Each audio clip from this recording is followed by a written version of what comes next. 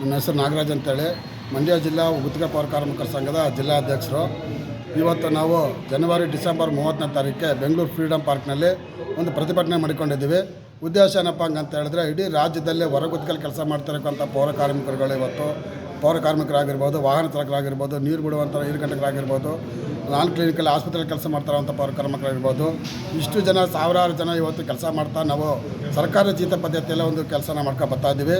ಅವ್ರಿಗೆ ಯಾವುದೇ ಒಂದು ರೀತಿ ಸೌಲಭ್ಯಗಳು ಮತ್ತೊಂದು ಏನೂ ಸಿಗ್ತಾಯಿಲ್ಲ. ಅವ್ರಿಗೆ ಕಾಯಂ ಆಗಿರುವಂಥವ್ರಿಗೆ ಮಾತ್ರ ಎಲ್ಲ ಒಂದು ಸರ್ಕಾರದ ಸ್ಪೆಷಲಿಸ್ಟ್ಗಳು ಸಿಗ್ತಾ ಇದೆಯಾ ಹೊರತು ಹೊರಗುತ್ತಿಗೆಯಲ್ಲಿ ಕೆಲಸ ಮಾಡ್ತಾರಂಥ ಪೌರ ಕಾರ್ಮಿಕರುಗಳಿಗೆ ಯಾವ ಒಂದು ಸೌಲಭ್ಯಗಳು ಇದುವರೆಗೂ ಸಿಗ್ತಾಯಿಲ್ಲ, ಸಿಗೋದೇ ಇಲ್ಲ. ಯಾಕಂದರೆ ಎಷ್ಟೋ ಜನ ಇವತ್ತು ಆ ಕೆಲಸ ಮಾಡ್ಕೊಂಡಿದ್ದು ಸತ್ತೋಗಿದ್ದಾರೆ, ಮತ್ತು ವಯಸ್ಸಾಗಿ ರಿಟೈರ್ಡ್ ಆಗಿ ಮನೆಗೆ ಹೊಂಟೋಗಿದ್ದಾರೆ.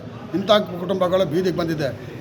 ಅದಕ್ಕೋಸ್ಕರನೇ ಮುಖ್ಯಮಂತ್ರಿಗಳು ಸಿದ್ದರಾಮಯ್ಯನವರು ಅಧಿಕಾರಕ್ಕೆ ಬರೋಕ್ಕೆ ಮುಂದಾಗ್ಲೇ ಅವರು ಅಧಿಕಾರಕ್ಕೆ ಬಂದಾಗ ನಾವು ರಾಜ್ಯದಲ್ಲೇ ಪ್ರಥಮ ಬಾರಿಗೆ ಪೌರ ಕಾರ್ಮಿಕರನ್ನ ಕಾಯಂ ಮಾಡ್ತಾರೆ ಅಂತೇಳಿ ಆಶ್ವಾಸನೆ ಕೊಟ್ಟಿದ್ದರು.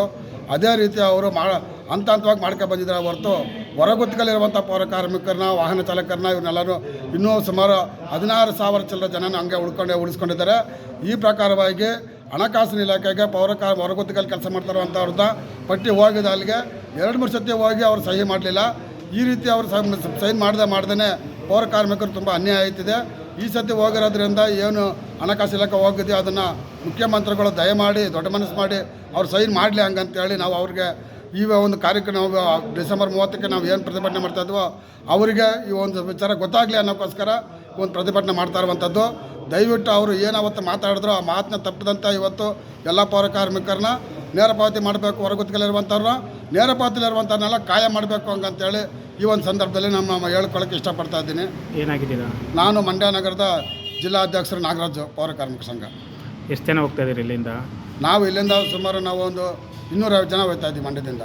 ರಾಜ್ಯಾದ್ಯಂತ ಪ್ರತಿಭಟನೆ? ರಾಜ್ಯಾದ್ಯಂತ ಪ್ರತಿಭಟನೆಗೆ ನಾವು 250-300 ಜನ ಗಂಟೆ ನಾವು ಹೋಗ್ತಾ ಇದ್ದೀವಿ. 3 ಬಸ್ಗಳು ಮಾಡ್ಕೊಂಡು ಹೋಗ್ತಾ ಇದ್ದೀವಿ ನಾವು. ಅವ್ರು ಏನಾರ ಕಡತಕ್ಕೆ ಸಹಿ ಹಾಕಲಿಲ್ಲ ಅಂದ್ರೆ ಏನು ಮಾಡಿರಿ ಮುಂದಿನ? ಮಾಡಲಿಲ್ಲ ಹಂಗಂತ ಹೇಳಿದ್ರೆ ನಾವು ಸರ್ಕಾರದ ವಿರುದ್ಧವಾಗಿ ಉಗ್ರವಾದಂಥ ಹೋರಾಟ ಇಡೀ ರಾಜ್ಯ ಮಟ್ಟದಲ್ಲಿ ಇನ್ನೂ ಅತಿ ತೀವ್ರವಾಗಿ ಮಾಡುವಂಥ ಒಂದು ಕಾರ್ಯಕ್ರಮನ ಮಾಡಬೇಕು. ನಾವೆಲ್ಲ ಸಂಘಟನೆಗಳನ್ನ ಒಗ್ಗೂಡಿಸ್ಕೊಂಡು ನಾವು ಪ್ರತಿಭಟನೆ ಮಾಡಬೇಕಾಗುತ್ತೆ. ಇದು ಸರ್ಕಾರ ಮಾಡುತ್ತೆ ಅನ್ನೋ ಒಂದು ಆಶ್ವಾಸನೆಯಿಂದ ನಾವು ಅವ್ರಿಗೆ ಎಚ್ಚರಿಕೆಯನ್ನು ಕೊಡೋದ್ರ ಮುಖಾಂತರವಾಗಿ ಈ ಒಂದು ಪ್ರತಿಭಟನೆ ಮಾಡ್ತಾ ಇರುವಂಥದ್ದು. ಮುಂದೆ ಒಂದು ವೇಳೆ ಆಗಲಿ ಹಂಗಂತ ಹೇಳಿದ್ರೆ ಉಗ್ರವಾದಂಥ ಹೋರಾಟಕ್ಕೆ ನಾವು ಕೈ ಹಾಕಬೇಕಾಗುತ್ತೆ. ಮತ್ತು ಎಲ್ಲ ಕೆಲಸಗಳನ್ನ ಸ್ಥಗಿತ ಮಾಡಿ ಎಲ್ಲ ಕಡೆನೂ ಗಬ್ಬು ನಾರುವಂಥ ಕಾರ್ಯಕ್ರಮಗಳಾಗುತ್ತೆ. ದಯವಿಟ್ಟು ಹಂಗೆ ಆಗದ ರೀತಿಯಲ್ಲಿ ಅವರು ಈ ಸತಿ ಮಾಡ್ತಾರೆ ಅನ್ನೋ ಆಶ್ವಾಸನೆ ಇದ್ದೀವಿ. ಇದಕ್ಕೆ ಸಾರ್ವಜನಿಕರು ಕೂಡ ನಮ್ಮ ಜೊತೆಲೆ ಸಹಕಾರ ಕೊಡೋಕ್ಕೆ ಸಿದ್ಧವಾಗಿದ್ದಾರೆ.